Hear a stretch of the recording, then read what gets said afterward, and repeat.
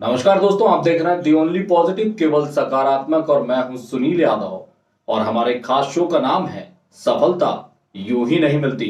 और आज हम जिनके बारे में बात कर रहे हैं उनके बारे में यह कहा जाता था कि क्या लाइनमैन का लड़का अंग्रेजी पढ़ा पाएगा। ये शब्द कहे गए थे जीवा ज्योति स्कूल के संचालक प्रवीण पणिकर से, जिन्होंने इन तानों से परेशान होकर अंग्रेजी पढ़ाना तो नहीं छोड़ा, लेकिन अन्य विषयों की भी शिक्षा बच्चों को देते हुए एक नहीं 2 स्कूलों की स्थापना कर दी, जिसमें आज अंग्रेजी के साथ साथ हर विषय सैकड़ों बच्चे पढ़ रहे हैं। लेकिन यह सफर इतना आसान भी नहीं था। इस सफर को तय करने में उन्हें लगभग 22 साल लग गए।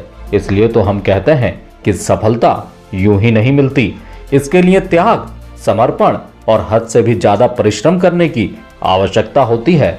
तो आइए सुनते हैं जीवा ज्योति स्कूल के संचालक प्रवीण पणिकर की जुबानी उनके संघर्षों की सच्ची कहानी। मैं प्रवीण पणिकर जीवा ज्योति हायर सेकेंडरी स्कूल बानापुरा एवं जीवा ज्योति सीनियर सेकेंडरी स्कूल बराखड़ कला संचालित करता हूं। मेरा जन्म एक शासकीय हॉस्पिटल में हुआ और शासकीय स्कूल से मैंने अपनी शिक्षा प्रारंभ करी। चूँकि पिता मेरे शासकीय कर्मचारी थे और शासकीय कर्मचारी के साथ साथ उनका हमेशा से एक सपना था कि मेरे बच्चे बहुत अच्छी शिक्षा प्राप्त करें। और उसी स्तर पे सबसे शुरू में तब प्राइवेट स्कूल्स तो हुआ नहीं करते थे, तो शासकीय स्कूलों में मैंने दाखिला लिया।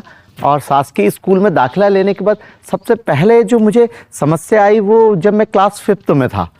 1983 की बात है। इंदिरा गांधी जी का देहावसान हुआ और उसके बाद फिर जनरल प्रमोशन मिला। वहाँ से मुझे ऐसा लगा कि शिक्षा में एक परीक्षा होना बहुत आवश्यक है, क्योंकि उसका दंश जो है वो आज भी हम देखते हैं कि हम जब 5th की बोर्ड की एग्ज़ाम्स नहीं दिए, उसका प्रभाव हमारे जीवन में तो आज भी है। शिक्षा बहुत अच्छी चल रही थी और शिक्षा में मैं अच्छा भी था और पापा जी का फोकस भी रहता था, क्योंकि बहुत परिश्रम करते थे। पिता के बारे में अगर मैं बताऊं कि एक छोटी सी कर्मचारी थे यहाँ पर सिवनी मालवा में, लाइनमैन के पद पर केरला से आने के बाद यहाँ बसे थे और लाइनमैन के पद पर कार्य कर रहे थे। लेकिन अपने बच्चे को एक मलयाली समाज का होने के कारण उनका एक हमेशा ये रहता था कि बच्चा मेरा बहुत अच्छा पढ़े, बहुत डिसिप्लिन में रहे। और इस तरीके से वे सुबह 4 बजे मुझे उठाया करते थे और 4 बजे उठाने के बाद एक काली चाय बनाने के बाद वो मुझे उठाते थे, क्योंकि उन्हें मेरा बचपन का शेड्यूल पता था कि काली चाय से मैं प्रारंभ करता हूँ। और उसके बाद वह लगातार मेरे साथ जागते थे और मुझे 7 बजे तक रेगुलर जो है वो पढ़ाते थे। ऐसा ही उनका रूटीन जो बना था कि वह कभी भी उन्होंने अपने पूरे सर्विस में, एक बार उन्हें टाइफाइड हुआ था, उसमें ही उन्होंने छुट्टी ली। अदरवाइज़ उन्होंने अपनी 38 साल की जो शासकीय सेवा उसमें कोई भी छुट्टी नहीं ली। ये मेरे लिए बहुत ही अनुभव वाला था कि मेरे पिता इतना कर्मठ काम शासकीय नौकरी में होने के बाद भी करते हैं और उसके बाद वो मेरी शिक्षा पर भी उतना ही ध्यान देते हैं, क्योंकि यही रूटीन जो है वो शाम के समय भी स्टार्ट होता था। शाम को 7 बजे फिर वह बिठाया करते थे मुझे पढ़ने और लगातार 4 घंटे की स्टडी में वह सहयोगी होते थे। लेकिन पहला जो समय है जो मेरे लिए शिक्षा में आया है, अवरुद्ध का समय आया है, तो वह था क्लास 12वीं। क्योंकि 12वीं के एग्ज़ाम्स जो हैं उस समय मार्च में हो जाया करते थे और उसी दौरान मेरी सिस्टर, जो एकमात्र सिस्टर थी, उसकी शादी तय हुई थी और शादी केरला से थी। तो मुझे अपनी पढ़ाई को ब्रेक कर उनकी शादी में जाना पड़ा। मैं नहीं चाहता था, लेकिन परिवार के हर सदस्य चाहते थे कि चूँकि इकलौती बहन है उनकी शादी में जाए। तो वो जो 15 दिन मेरा केरला का रहा है वो मेरे लिए बहुत तनाव वाला रहा है कि इस तनाव के बीच में किस तरीके के एक सामंजस्य बिठाया जाए कि बोर्ड की परीक्षा दूं, क्योंकि उस समय प्रैक्टिकल भी मैं चूक गया था और उसमें भी मुझे लीव लेना पड़ा था। और उसके बाद सप्लीमेंट्री के एग्ज़ाम्स के साथ मुझे जो है प्रैक्टिकल एग्ज़ाम्स देने पड़े थे। तो ये एक थोड़ा सा एक डिस्टर्बेंस था उस उम्र में मुझे। लेकिन देखिए, शिक्षा में बार बार कभी केरला में एजुकेशंस, क्योंकि मेरे माता पिता ये डिसाइड नहीं कर पा रहे थे वे केरला में जाकर बसेंगे या मध्य प्रदेश में ही रहेंगे। तो कभी मेरी शिक्षा केरला में होती थी तो कभी मेरी शिक्षा मध्य प्रदेश के शासकीय स्कूल में होती थी। इस दो में मेरा 12वीं तो पूर्ण हुआ। अब 12वीं के बाद से पहले एक असफलता मैं बताना चाहूँगा। मैंने क्लास 10th के बाद सबसे पहले, चूँकि जानकारी तो रहती नहीं थी, तो पहला जो रुझान था वो था आर्मी, कि मैं आर्मी में जाऊं। और पहला एग्ज़ाम मैंने एनडीए दिया।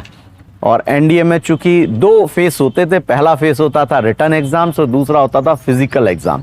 रिटन एग्ज़ाम्स तो मैंने पास किया, लेकिन फ़िज़िकल एग्ज़ाम्स में फेल हुआ और वहाँ वो मेरी पहली सफलता थी। उसके बाद बार बार शिक्षा में मोड़ आते रहे कि अब नहीं अगर मैं आर्मी में जा पाया तो अब मुझे क्या करना चाहिए। तो 2 एग्ज़ाम्स के बड़े क्रेज़ थे, एक पीएमटी और एक पीईटी। मैथ्स वाला जनरली पीईटी एग्ज़ाम्स देता था, चूँकि मेरा विषय मैथ्स था तो मैं वहाँ से पीईटी के एग्ज़ाम्स की ओर अग्रसर हुआ और वहाँ मेरा स्कोर आया 63%। लेकिन ये काफ़ी नहीं था 63%, क्योंकि उस समय जो कटआउट था जनरल का वह आया था 67%। और वहाँ मेरा इंजीनियर बनने का सपना भी जो था वो ध्वस्त हुआ। अब यहाँ यही रहता है कि बार बार असफलताएं मिल रही थी। पहला एनडीए में मुझे असफलता मिली, दूसरा मेरा पीईटी एग्ज़ाम्स जो है वो क्लियर करने के बाद भी मेरा किसी कॉलेज में सिलेक्शन नहीं हुआ, क्योंकि उस समय शासकीय कॉलेज हुआ करते थे, सीमित सीटें हुआ करती थी। और हमारी शिक्षा प्रणाली में जनरल और ओबीसी एंड एससी एसटी इस तरीके से कैटेगराइज बांटा गया है कि इतनी सीटें हैं। उस जनरल कैटेगरीज की सीट में मैं सफल नहीं हो पाया। अब आता है कि मैं निरंतर बीएससी कंप्लीट की। बीएससी कंप्लीट करने के बाद फिर मैं केरला की ओर मूव हुआ और केरला के में जाने के बाद मैंने वहाँ से जो है कंप्यूटर शिक्षा, क्योंकि कंप्यूटर क्रांति आ गई थी, कंप्यूटर की तरफ मेरा रुझान बढ़ गया। मैंने केरला से कंप्यूटर किया। देन मैंने इंदौर से कोचिंग स्टार्ट करी एमसीए की, और तब जाकर मुझे पहली सफलता मिली कि मेरा सिलेक्शंस एमसीए में हुआ। एमसीए में हुआ, एमसीए पास आउट होने के बाद मुझे अच्छी जॉब भी मिली। मुझे रिलायंस में असिस्टेंट प्रोग्रामर की पोस्ट मिली और सब सेटल्ड हो गया था। लेकिन सेटल्ड होने के बाद एक चूक जो घर वालों की थी वो ये थी कि सास की नौकरी में तो नहीं जा पाए अभी भी। ये बार बार मुझे ताने हर जगह सुनाई देते थे, चाहे वो मेरे पिता हों, चाहे वो मेरी माँ हो, चाहे मेरे परिवार के अन्य सदस्य हों। जब भी हम किसी फंक्शंस में जाते थे तब ये पूछते थे कि बेटा पिताजी तो सास की नौकरी में हैं, लेकिन तुमने सास की नौकरी क्यों नहीं चूज़ करी। हम मलयालीज़ लोग हैं और हमें तो गवर्नमेंट जॉब ही करना चाहिए। ये मुझे बार बार सुनने को आता था। तब मुझे लगता था कि मैंने जो शिक्षा प्राप्त करी है वो शायद नाकाफ़ी है। और इसी दौर में वास्तव में मुझे भी लगा कि मैं इसके लिए नहीं बना हूँ। ये हाँ, मुझे बार बार ये बात आती है कि ये देखिए, जीवन में आप शिक्षा तो ग्रहण कर रहे हैं, लेकिन शिक्षा में भटकाव भी बहुत बार बार आ रहा है, क्योंकि आप चॉइस नहीं कर पाते हैं कि आपको किस फील्ड में जाना है। जैसे कि मैं पहले डिफेंस में जाना चाहता था, दैन फिर मैं इंजीनियरिंग में जाना चाहता था, उसके बाद मैंने कंप्यूटर शिक्षा, और जब कंप्यूटर की शिक्षा की सबसे बड़ी डिग्री को मैंने हासिल करके जॉब प्राप्त कर लिया, तब भी मुझे ये एहसास हुआ कि कहीं ना कहीं मैं गलत दिशा की ओर हूँ। और वहाँ से मेरा टर्न हुआ, मैं वापस आया, और वापस जब जॉब छोड़ी तो काफ़ी ताने जो हैं वो मुझे सुनने पड़े, क्योंकि एक तो जॉब थी, जॉब छोड़ के आया था, अब करना क्या है। जब ये प्रश्न मेरे सामने आया तो मैंने कहा कि मुझे शिक्षक बनना है। अब शिक्षक बनना है तो फिर बात आती थी कि शिक्षक आपको शासकीय बनना है। शासकीय बनना है तो मेरे पिताजी बिल्कुल सजग थे कि अब शासकीय अगर शिक्षक बनना है तो आपको उस समय जो पॉलिटिशियंस हैं उनसे मिलकर उन्होंने प्रयास किया कि मुझे एक शासकीय नौकरी मिल जाए जो शिक्षक की हो। और लकीली ये रहा कि मैं एक पॉलिटिशियन से मिला भी, और वहाँ लगभग ये तय हो गया कि शासकीय नौकरी तो आपको मिल जाएगी, लेकिन शासकीय नौकरी में स्कूल से ज़्यादा कार्य जो हैं वो अन्य कार्य जो होते हैं, उन राजनीतिज्ञ प्लेटफॉर्म्स के वो मुझे करने होंगे, वो मुझे गवारा था भी नहीं कि मैं ऐसे कार्य करने के लिए नहीं बना हूँ, मैं वास्तव में शिक्षा देने के लिए बना हूँ। वहाँ से फिर मैंने प्राइवेट स्कूल के बारे में विचार किया कि मैं प्राइवेट स्कूल्स खोलूँ और वहाँ पर बच्चों को पढ़ाऊँ, क्योंकि क्लास 12 से देखिए आर्थिक संपन्नता मेरे परिवार की नहीं थी। जब MCA में कर रहा था तो मेरी फ़ीस होती थी महीने की 3,000 रुपये, और मेरे पिता की जो तनख्वाह थी वो लगभग 4 या 5,000 के आसपास हुआ करती, तो उसमें से 3,000 रुपये वो मेरी फ़ीस का तो भेज देते थे, लेकिन मुझे वहाँ रहना, अन्य गतिविधियाँ, ट्यूशन्स, इन सब के लिए मेरे पास पैसे नहीं होते थे। तो मेरे पास सेकंड ऑप्शंस जो था वो था ट्यूशन्स, और वहाँ से जब ट्यूशन्स मैं करता आ रहा था तो शिक्षक बनने का जो अंदर से, हृदय से जो बात है वो आ गई कि बच्चों को मुझे पढ़ाना है, और इस ऑप्शंस को मैंने चूज़ किया। लेकिन इस ऑप्शन को चूज़ करने में वही बात आई कि पिता चाहते थे, सास की नौकरी मिल रही है, सास की नौकरी का जो सपना था उनका कि मेरा बेटा भी पढ़ लिख कर किसी सास की नौकरी में हो जाए और स्थायी जॉब में आ जाए, वो पूर्ण होते हुए भी अगर मैं उससे अपनाना नहीं चाह रहा था तो निश्चित तौर पे एक संघर्ष मेरा और मेरे पिता के बीच का वहाँ रहा कि वह चाहते थे कि सास की नौकरी करूं और मैं चाहता था कि मैं प्राइवेट स्कूल की स्थापना करूं। और काफ़ी मतलब बातों के बाद पिता ने ये कहा कि अब जो तुम्हें करना है वह करो, मैं तुम्हारे कार्यों में अब इंटरफेयर नहीं करूँगा। और उसके पश्चात मैं जो है स्कूल लाइन में आया, और स्कूल लाइन में आने के बाद जो हार्ड वर्क है वो मुझे करना पड़ा। और हार्ड वर्क के इनिशियल स्टेज पे मुझे 2 वाक्य याद आते हैं। सबसे पहले मैंने चॉइस करा कि इंग्लिश मीडियम स्कूल्स खोलना चाहिए, और इंग्लिश मीडियम स्कूल्स जब खोल रहा था तब एक वेल नोन समाज से बात आई कि अब लाइनमैन का लड़का भी इंग्लिश पढ़ाएगा। ये बातें घूम के आती थी तो मुझे बहुत चुभती थी, और मैं सोचता था कि समाज किस दिशा की ओर जा रहा है कि अगर मेरे पिता छोटे कर्मचारी हैं लेकिन उनकी लगन को अगर देखा जाए, जिसे आज मैं डिस्क्राइब करने में सफल हूँ कि मैं बताता हूँ कि मेरे पिता मॉर्निंग में 2 घंटे, रात को 4 घंटे जब मुझे पढ़ाते थे तो उनकी शिक्षा में कोई कमी नहीं थी। मेरे पिता के पिता जो मेरे दादाजी हैं, उनका देहावसान मेरी दादी की गोद में जब मेरे पिता थे तभी हो गया था, और उन्होंने भी 10th करने के बाद केरला से मध्य प्रदेश, यहाँ से 3600 किलोमीटर दूर आकर उन्होंने जॉब शुरू करी थी। और जॉब भी जो शुरू करी थी उन्होंने पहले हेल्पर में काम किया था, जहाँ पर कि खंबे गड़ाने का काम किया जाता था, वहाँ से वो लाइनमैन की पोस्ट पर आए थे। तो उनका जो श्रम था वो आज मुझे लगता है कि साकार हो रहा है। उनका जो आशीर्वाद है, उनकी जो लगन है, उनका हार्ड वर्क जो है वो मेरे साथ साथ चलता रहा, और वही हार्ड वर्क जो है वो उन्होंने मुझे प्रेरणा भी दी, जिसके कारण मैं आज 2 स्कूलों को सफलतापूर्वक संचालित कर पा रहा हूँ। लेकिन ये 2 टैगलाइंस जो हैं वो आज भी मुझे सालती हैं कि क्या लाइनमैन का बेटा स्कूल चला पाएगा और इंग्लिश स्कूल चला पाएगा। तो आज मैं साकार कर रहा हूँ। और दूसरी बात जो मुझे पिंच करती थी वह ये पिंच करती थी कि जब शुरुआती दौर में जब मैं 5th तो 8th की कॉपियाँ चेक करने जाता था तो मुझसे कम एजुकेशंस के जो टीचर्स होते थे उनसे पूछा जाता था कि क्या ये सही है, ये इनका जो तर्क है वो सही है। तो ये जो दोनों चीज़ें थी वो मुझे ऊर्जा प्रदान करती रहीं, और उस ऊर्जा से आज मैं यहाँ हूँ। लेकिन अभी भी वो ऊर्जा बाकी है, क्योंकि मैं कहता हूँ कि सिवनी मालवा में बहुत संभावना है शिक्षा की। और मैं शुरू से एक टैगलाइन और कहता हूँ कि सिवनी मालवा को पंचगनी बना दूंगा, तो निश्चित तौर पे मैं उसकी ओर आगे कार्य करूँगा। देखिए, मुझ में वह काबिलियत तो नहीं है कि मैं आपको कोई निर्देश या संदेश दे पाऊँ। मैं सिर्फ एक प्रयास कर रहा हूँ इस वीडियो के माध्यम से कि मेरा एक संदेश आप तक पहुँच पाए, मेरे संघर्ष की कहानी आप तक पहुँच पाए, जिससे कि आप संघर्ष करने से ना डरें। क्योंकि मेरा ये जो संघर्ष है वह 22 सालों का संघर्ष है। 22 सालों के संघर्ष के पश्चात ही मैं आज 2 विद्यालय संचालित कर पा रहा हूँ।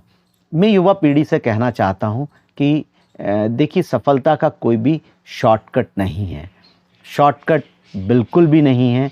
संघर्ष करने के लिए, सफलता प्राप्त करने के लिए संघर्ष की आवश्यकता है, कर्म की आवश्यकता है, लगन की आवश्यकता है और अपने विजन की आवश्यकता है। अतः आप इन सब के साथ जो है वह अपने कार्य को करें, आपको सफलता निश्चित तौर पर मिलेगी। ये आप सोच लें कि सिर्फ पैसा होने से आप सफल हो जाएंगे, ये बिल्कुल भी नहीं होगा। क्योंकि पैसा होकर आप किसी भी बिजनेस को, किसी भी स्टार्टअप को शुरू तो कर सकते हैं, लेकिन उससे सफल नहीं कर सकते और सफलता को प्राप्त करने के पश्चात उसको चिरस्थायी नहीं कर सकते। क्योंकि सही संघर्ष वहाँ शुरू होता है कि जब आप एक मुकाम पर पहुँच जाते हैं और उस मुकाम को पहुँचने के बाद उसका स्थायित्व देने का जो कार्य होता है वह बहुत बड़ा होता है। जिसे आज कहा जाता है कि एक ब्रांड नेम को स्थापित करना बहुत आसान है, लेकिन ब्रांड नेम को लगातार चलाना बहुत ही कठिन है। अतः युवाओं, साथियों, मेरा एक ही बार बार आपसे अनुरोध है कि सफलता का कोई भी शॉर्टकट नहीं होता। मुझे 22 साल लग गए। मुझे वह दिन भी याद हैं कि जो आर्थिक संपन्नता की बात होती है, जहाँ वह दिन याद आते हैं जब मेरे पिता मेरे यूनिफॉर्म के लिए अपने यूनिफॉर्म को रिप्लेस कर कर मेरे यूनिफॉर्म की व्यवस्था किया करते थे। अतः कभी भी सफलता के लिए पैसा मायने नहीं रखता। सफलता के लिए अगर कोई चीज़ मायने रखती है तो वह रहता है आपका संघर्ष, आपकी लगन, आपका विजन, कि आप कितना हार्ड वर्क कर पाओगे और साथ में आपका रिस्क। क्योंकि मैं यहाँ एक शब्द को जोड़ना चाहता हूँ, रिस्क शब्द को। रिस्क बहुत इम्पॉर्टेंट है, लेकिन रिस्क का एक सीमा होती है और रिस्क का एक स्टेप होता है। आपको हर स्टेप पर एक रिस्क लेना होता है, जिससे कि आपको असफलता मिल जाए तो भी आप उस असफलता को जो है वो आसानी से सफलता में बदल सकें। क्योंकि आप अवसाद में ना चले जाएं, आप निराशा में ना चले जाएं। ये सब जो बातें हैं वह आपको सफलता की ओर ले जाती हैं। और आज की युवा पीढ़ी मुझे जो दिखाई देता है वो ये दिखाई देता है कि वह बहुत जल्दी निराश हो जाती है और पैसों का भी संचयन जो है वो ठीक से नहीं कर पाती है। देखिए, अगर आपको सफल होना है तो धीरे धीरे अपनी आर्थिक संपन्नता को और आपको अग्रसर होना पड़ेगा। आपको धीरे धीरे हर स्टेप के साथ साथ अपनी पास कुछ संचय धन का अवश्य करना पड़ेगा, जिससे कि आप अपने विजन्स को देख पाएँ और अपने लक्ष्य की प्राप्ति को कर पाएँ।